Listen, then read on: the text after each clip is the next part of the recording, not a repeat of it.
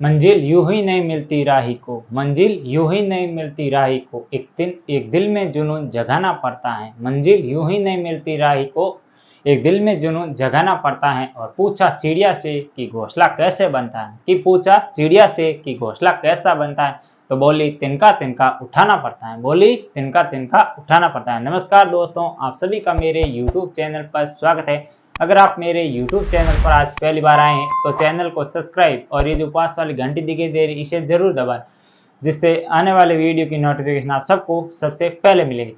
कुछ दिन देरी होने के बाद आज वापस बना रहे हैं, क्योंकि घर जाने की वजह से वहाँ पर इतनी सुविधा नहीं है, कि बोर्ड बड़ा नहीं था। एक दिन क्लास दी फिर भी सही सूटेबल नहीं हुआ, इस कारण आज से ये वापस आपकी क्लासेस शुरू हो रही हैं। तो आप सभी का प्यार और स्नेह बनाए रखना, और ऐसे ही इंफॉर्मेटिव वीडियो पाने के लिए चैनल को सब्सक्राइब और ये जो पास वाली घंटी दिखाई दे रही इसे जरूर दबाना। तो आज की कक्षा आइए शुरू करते हैं।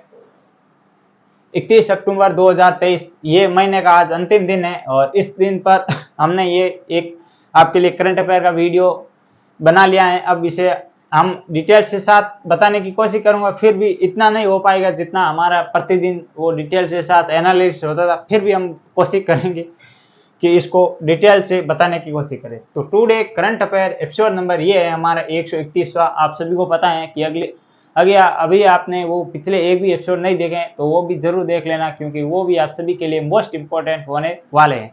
तो इसमें हम विश्व, भारत और राजस्थान इन दिनों का करंट अफेयर प्लस हम स्टैटिक सामान्य ज्ञान भी कवर करने की कोशिश करेंगे। और आइए आगे बढ़ते हैं और देखते हैं आज का पहला क्वेश्चन। हाल ही में किन दो देशों के बीच युद्धाभ्यास जिसका नाम क्या है काजिंद प्रारंभ हुआ। आपको यह बताना है कि हाल ही में किन दो देशों के मध्य युद्धाभ्यास का नाम क्या है, काजिंद, ये प्रारंभ हुआ है। ऑप्शन ए है भारत और नेपाल, ऑप्शन बी है भारत और श्रीलंका, और ऑप्शन सी है वो है भारत और चीन, और ऑप्शन डी है वो है भारत और कजाकिस्तान। तो ये किन के मध्य आयोजित हुआ था, तो ये हुआ था भारत और कजाकिस्तान के मध्य। ये भी आप सभी को ध्यान रखना है, जिसका नाम क्या है, काजिंद अगर हम इंग्लिश में लिखे तो ऐसे लिखे जाएगा। तो इसमें दोनों शब्द आ गए हैं, आप सभी को पता होगा। इसका हो गया कजाकिस्तान और इसका हो गया इंडिया। तो ये भारत और कजाकिस्तान के मध्य आयोजित होता है, ये भी ध्यान रखना है। और इसका आयोजन कहाँ हुआ था, तो इसका आयोजन हुआ था कजाकिस्तान के अंदर। ये भी आप सभी को ध्यान रखना है, कजाकिस्तान के अंदर इसका आयोजन हुआ है। और ये किन किन इसमें कौन सी सेना भाग लेती है भारत की, तो इसकी भारतीय सेना लेती है, वो लेती है वायुसेना प्लस थल सेना, ये दोनों भाग लेती है इसमें। ये भी आप सभी को ध्यान रखना है। और इसका जो हाल ही में संस्करण आयोजित हुआ है, कौन सा, ये संस्करण 7वां संस्करण था, ये हुआ था आपके कजाकिस्तान के अंदर। ये भी आप सभी को ध्यान रखना है। और इसके अलावा आपको ऑप्शन नंबर सी दिखाई दे रहा है, भारत और चीन के मध्य कौन कौन से युद्ध अभ्यास होते हैं, ये भी आप सभी को ध्यान रखना है कि भारत और चीन के मध्य होता है हैंड इन हैंड। कौन सा, हैंड इन हैंड भारत और चीन के मध्य होता है, ये भी आप सभी को ध्यान रखना है। और इसके अलावा भारत और श्रीलंका के मध्य कौन सा युद्धाभ्यास होता है, तो भारत और श्रीलंका के मध्य होता है सिलिनेक्स, ये भी ध्यान रखना। कौन सा, सिलिनेक्स। तो ये किन के मध्य, भारत और श्रीलंका के मध्य आयोजित होता है। तो और इसके अलावा भारत और नेपाल के मध्य कौन सा युद्धाभ्यास होता है, तो भारत और नेपाल के मध्य युद्धाभ्यास होता है वो होता है सूर्य किरण। ये भी आप सभी को ध्यान रखना, सूर्य किरण है, ये भारत और नेपाल के मध्य आयोजित किया जाता है। और हम देखें एक्सरसाइज का नाम, तो भारत और यूएसए के मध्य कौन सी एक्सरसाइज होती है, तो वो होती है युद्धाभ्यास। ये भी ध्यान रखना है आपको, ये भारत और किसके मध्य आयोजित होती है, यूएसए के मध्य। और इसके अलावा ओमान, भारत और ओमान के मध्य कौन सी एक्सरसाइज होती है, तो ये है अल नजा। जो भी अल नजा शब्द आ जाए, जैसे अल नजा, ये किन के मध्य आयोजित होती है, तो ये भारत और ओमान के मध्य आयोजित होते हैं। ये भी आप सभी को ध्यान रखना। और इसके अलावा अन्य एक्सरसाइज हैं, वो भी मैंने अलग से एक वीडियो अपलोड कर रखी है, अगर आपने वो नहीं देखी है तो वो भी देख लेना, क्योंकि उसकी मैंने 2 पार्ट बना रखे हैं, वो भी अलग अलग डिवाइड करके। तो उसमें मैंने डिटेल से जो एक्सरसाइज की जो भी महत्वपूर्ण क्वेश्चन है उसमें जो कवर हो जाएंगे आपके। और इसके अलावा आइए आगे बढ़ते हैं और देखते हैं आज का दूसरा क्वेश्चन।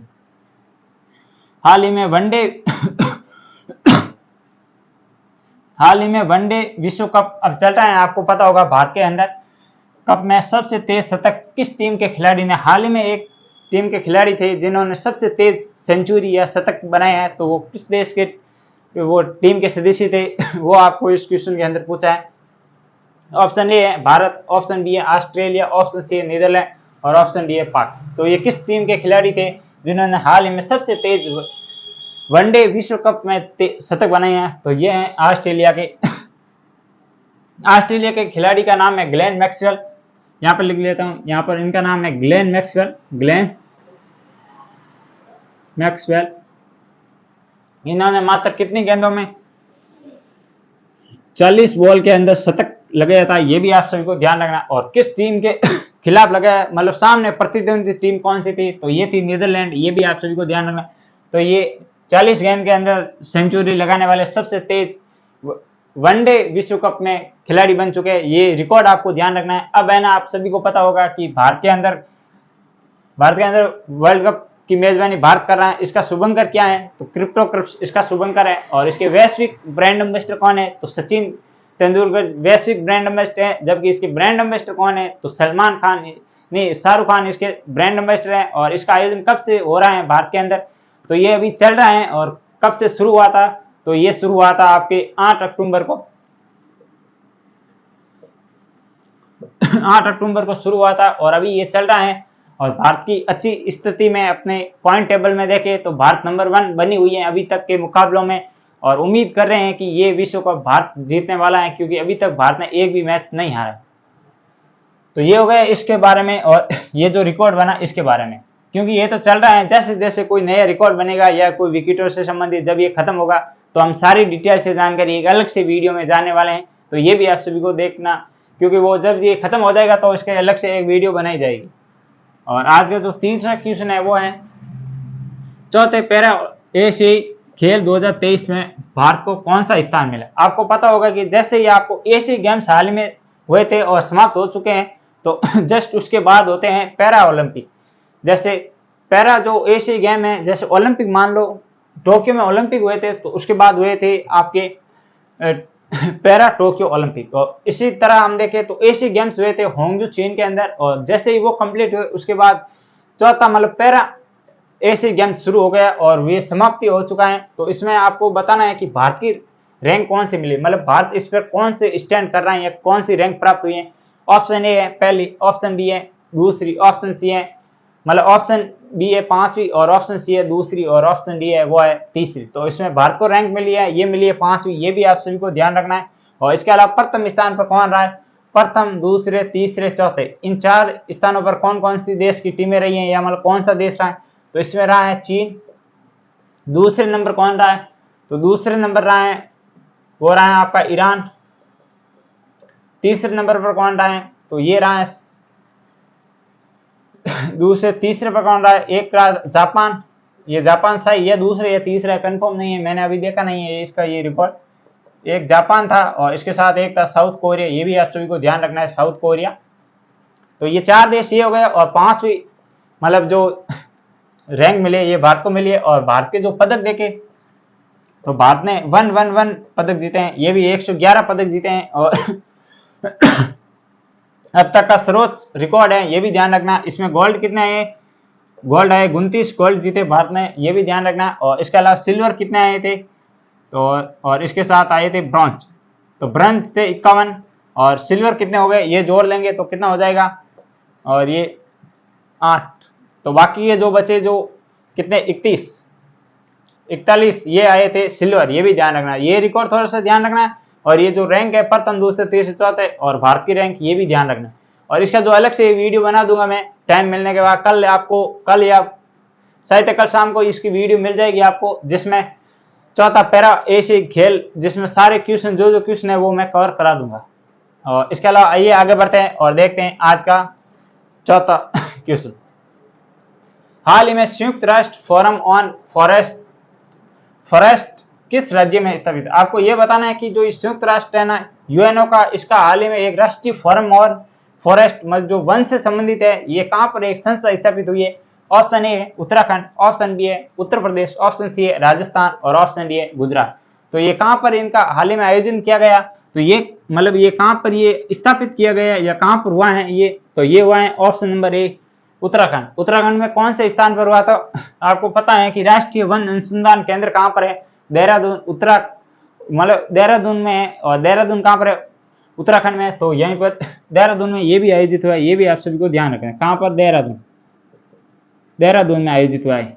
और इसलिए इस क्वेश्चन में इतनी अधिक डिटेल से जानकारी नहीं है, फिर भी आप ये ध्यान रखना। और इसके अलावा आपको लखनऊ से संबंधित एक दो फैक्ट है वो आप बता देना। और राजस्थान, आपको सभी को पता है कि राजस्थान में अभी हाल ही में होने वाले विधानसभा के चुनाव, उनकी तारीखें घोषित होगी, तो इसलिए ये भी ट्रेंडिंग राज्य बना हुआ है। और इसके साथ गुजरात, आपको पता है सोमनाथ मंदिर कहाँ पर था, गुजरात के अंदर था ये भी। और इसके अलावा गुजरात से और क्या है, कोस्टल बॉर्डर भारत का मौजूद, तो जो तटीय राज्य की सीमा देखे तो सर्वाधिक है गुजरात की, और सबसे कम है वो है गोवा की, ये भी ध्यान रखना। और गुजरात के तट को क्या कहते हैं, ये आप सभी कमेंट बॉक्स में छाप देना कि गुजरात के तट को किस नाम से जाना जाता है। तो ये थे 4 क्वेश्चन जिसमें मैंने आपको सभी को डिटेल से जानकारी बताने की कोशिश की है, जिसमें हम विश्व और भारत से संबंधित जो करंट था वो बता दिया। अब हम थोड़ा सा राजस्थान करंट अफेयर से संबंधित भी बात कर लेते हैं, और उनके जो अन्य एडवांस फैक्ट है वो भी जान लेंगे।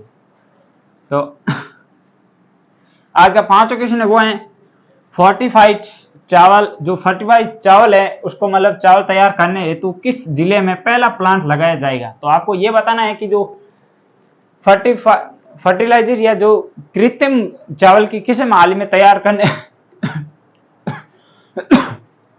हाल ही में तैयार करने के लिए एक मतलब जो प्लांट लगाया गया है, तो ये प्लांट किस जिले में लगाया जाएगा, यह घोषणा हो चुकी है। तो ऑप्शन ए है कोटा, ऑप्शन बी है बूंदी, ऑप्शन सी है जयपुर, और ऑप्शन डी है दौसा। तो ये कहां पर लगाया जाएगा, तो ये लगाया जाएगा बूंदी। बूंदी में ये फोर्टिफाइड चावल तैयार करने हेतु एक ये प्लांट लगाया जाएगा। और इसके अलावा बूंदी की अन्य और किस नाम से बूंदी को जाना जाता है, तो इसे छोटी काशी के नाम से भी जाना जाता है। और इसके अलावा बूंदी को स्टेप ऑफ वेल्स मतलब वावड़ियों का शहर भी कहते हैं। और इसके अलावा बूंदी मतलब बूंदा मीना के नाम से बूंदी की स्थापना हुई है, ये भी ध्यान रखना। और इसके अलावा कोटा में कैटल्स फ्री सिटी है, ट्रैफिक फ्री सिटी है कोटा। और इसके अलावा अगर एजुकेशन हब से देखें तो कोटा टॉप में रहता है राजस्थान के अंदर, ये भी ध्यान रखना।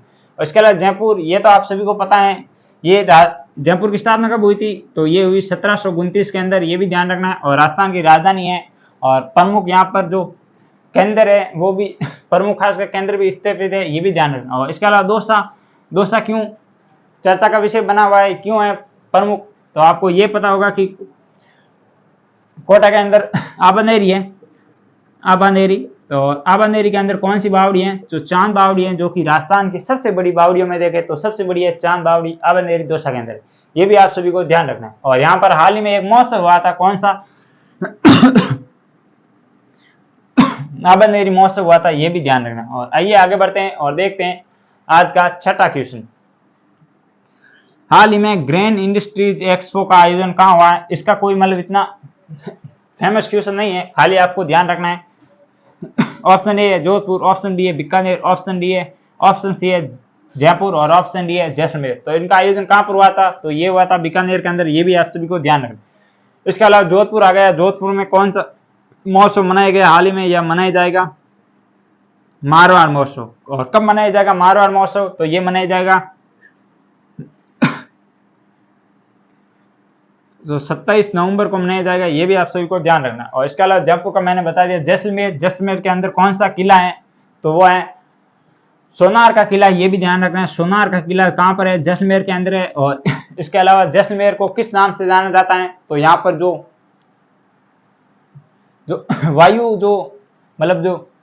वायु चक्की अधिक होने के कारण इसे कहते हैं विंड सिटी कहते हैं, ये भी ध्यान रखना। और इसके अलावा जैसलमेर की स्थापना किसके द्वारा की गई, जैसल के द्वारा, ये भी ध्यान रखना।